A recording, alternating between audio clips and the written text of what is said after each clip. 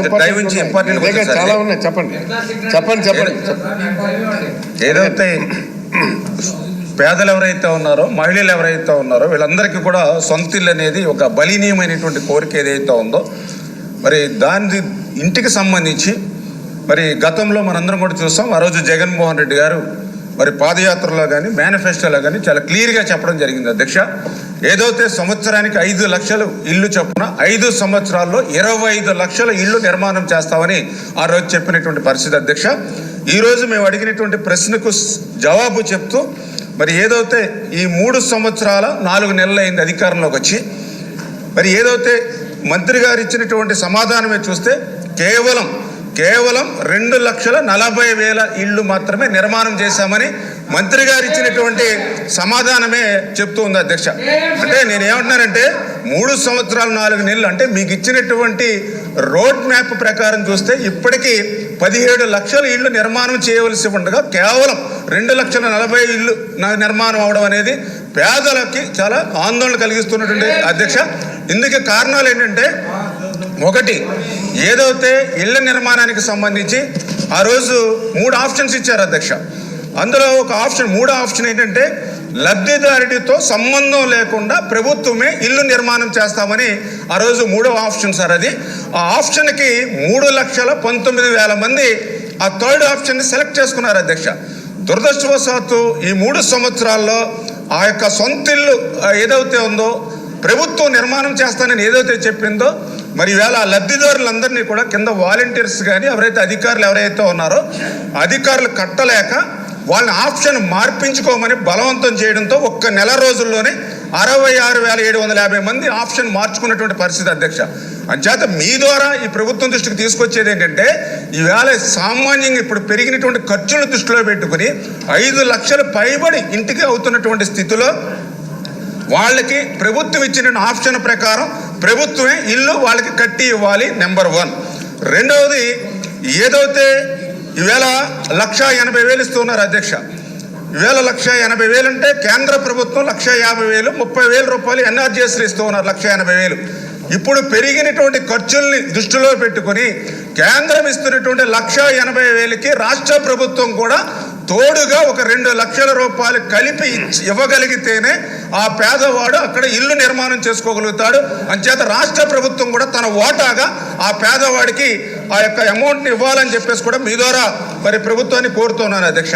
Next 3వది ఏంటంటే, నేను సబ్జెక్టే మాట్లాడుతున్నాను సార్, ఇది ఇంపార్టెంట్ది. 3వది ఏంటంటే, ఏదైతే ఈ యొక్క ఇళ్ళకి సంబంధించి గతంలో శాంక్షన్ అయ్యి కొంతమేర నిర్మాణం చేసుకుంటే, ఎందుకంటే హౌస్ అనేది ఒక్కసారి 100% పూర్తవుతుంది. అప్పుడైనా సరే స్టెప్ బై స్టెప్ మనం హౌస్ బిల్ ఇస్తూ ఉంటాం. కానీ దురదృష్టవశాత్తు ఈ ప్రభుత్వం వచ్చిన తర్వాత ఏదైతే గతంలో 30,000, 50,000, 1,20,000 వరకు అందుకుని మిగిలిన బ్యాలెన్స్ ఏదైతే బిల్లులు ఏదైతే రావాల్సి ఉన్నాయో ఈ 3 సంవత్సరాల్లో కట్టిన ఇళ్ళకి బిల్లులు రాకపోవడం వల్ల ఆ పేదవాళ్ళు, మహిళలు చాలా ఆందోళనగా ఉన్నారు. ఇమ్మీడియట్లీ ఆ పాత బిల్లులు కూడా క్లియర్ చేయమని మీ ద్వారా అడుగుతున్నాను అధ్యక్ష. ఇంకొకటి ఏంటంటే, ఇల్లు ఆలస్యం అవడానికి, నిర్మాణం కావడానికి మెయిన్ రీజన్ ఏంటంటే, ఏదైతే వాళ్ళకి ఇళ్ల స్థలాలు ఏదైతే ఇచ్చారో ఆ ఇళ్ల స్థలాలు ఊళ్ళకి దూరంగా ఇచ్చారు, ముంపుకు గురయ్యేటువంటి ప్రాంతంలో ఇచ్చారు. అందుకు పర్టికులర్గా ఉదాహరణ చెప్పాలంటే మన రాజమండ్రి రావా భూములు పేకల లోతు నీళ్ళల్లో ఉన్నటువంటి పరిస్థితి అధ్యక్ష. ఇంకా ఎగ్జాంపుల్ చెప్పాలంటే నా పాలకొల్లుకి దూరంగా 15-20 కిలోమీటర్ల దూరంలో కాజగొప్పు అనేటువంటి గ్రామంలో ఇచ్చారు అధ్యక్ష. ఆ ఇళ్ల నిర్మాణం చేసే ప్రాంతానికి వెళ్ళాలంటే, ముంపు ప్రాంతానికి మనం నడిచి కూడా వెళ్ళలేము అధ్యక్ష. మరి అటువంటి ముంపు ప్రాంతంలో, నివాసయోగ్యం కానిటువంటి ప్రాంతంలో ఇళ్ల స్థలాలు ఇవ్వడం ద్వారానే ఈరోజు పేదలు అక్కడ ఇళ్ళు నిర్మాణం చేసుకోలేనటువంటి పరిస్థితి ఉంది అధ్యక్ష. రెండవది ఏంటంటే, సెంటు పట్టా ఇస్తున్నారు అధ్యక్ష. ఆ సెంటు పట్టాలో ఇళ్ళు నిర్మాణం చేసుకోవాలంటే నేను కాదు అధ్యక్ష, సాక్షాత్తు అధికార పార్టీ శాసనసభ్యుడే చెప్పాడు, ఈ ఇంటిలో నిర్మాణం చేసుకుంటే శోభనం కూడా చేసుకోలేమని సాక్షాత్తు అధికార పార్టీ శాసనసభ్యుడే చెప్పినటువంటి పరిస్థితి అధ్యక్ష. 3వది ఇంపార్టెంట్ ఏంటంటే, ప్రభుత్వం కూడా దీని మీద దయ ఉంచి దృష్టి పెట్టాలి. ఈవేళ ఏదైతే లేఅవుట్ వేస్తూ ఉన్నారు అధ్యక్ష, ఏదైతే ఇళ్ల స్థలాలు జగనన్న కాలనీ లేఅవుట్ ఇచ్చారు.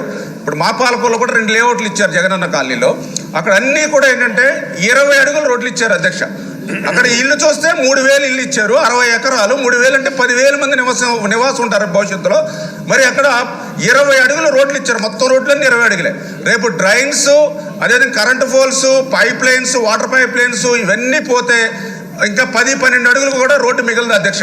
అంటే అంత 60 ఎకరాల లేఅవుట్లో అట్లా 10 అడుగులు 12 అడుగులు మాత్రం మిగిలితే రేపొద్దున ఏ బస్సు వచ్చినా ఆటో వచ్చినా కూడా తప్పుకునేటువంటి పరిస్థితి ఉండదు అధ్యక్ష. ఇవాళ పంచాయతీల్లోనే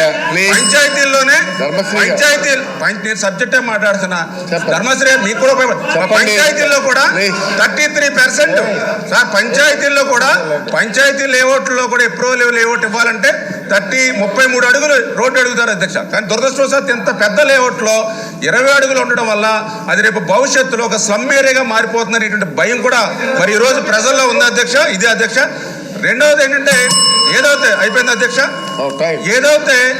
ఏదైతే కట్టినటువంటి ఇళ్ళు ఏవైతే ఉన్నాయో, టిక్కో ఇళ్ళు ఏవైతే ఉన్నాయో 85% పూర్తయినాయి నేను చెప్పడం కదా అధ్యక్ష. మొదటి సెక్షన్ 2019లో బొత్స సత్యనారాయణ గారు చెప్పారు అధ్యక్ష. ఆ 10% ఈ 3 సంవత్సరాల్లో పూర్తి చేయకపోవడం వల్ల వాళ్ళ ఇంటి అద్దె భారం 3,000 5,000 పడుతూ ఉంది అధ్యక్ష. అంచేత ఆ ఇంటి అద్దె ఈ ప్రభుత్వమే చెల్లిస్తుందా అని చెప్పి ఈరోజు మీ ద్వారా అడుగుతున్నాను అధ్యక్ష. ఇంకా లాస్ట్ పాయింట్ ఏంటంటే, ఆ రోజు జగన్మోహన్ రెడ్డి గారు పాదయాత్రలో ఊరు వాడ చెప్పారు అధ్యక్ష. నా పాలకుల్లో కూడా గాంధీ బొమ్మల సెంటర్లో చెప్పారు అధ్యక్ష. ఈవేళ ఈ ఇళ్ళు ఏవైతే ఉన్నాయో మీరు బ్యాంకులకి వెళ్తూ ఉన్నారు, రుణగ్రస్తులు అవుతూ ఉన్నారు. ఈవేళ బ్యాంకులకి వెళ్ళి రుణగ్రస్తులు అవుతే 20 సంవత్సరాల పాటు కట్టుకుంటూ పోవాలని దీర్ఘం తీసి చెప్పారు అధ్యక్ష. ఈ రోజు మళ్ళీ ఆ బ్యాంకులకి తీసుకెళ్లి రుణగ్రస్తులు చేస్తూ ఉన్నారు అధ్యక్ష. ఈ రకంగా చెప్పండి అధ్యక్ష. బాగా టైం ఇచ్చాను.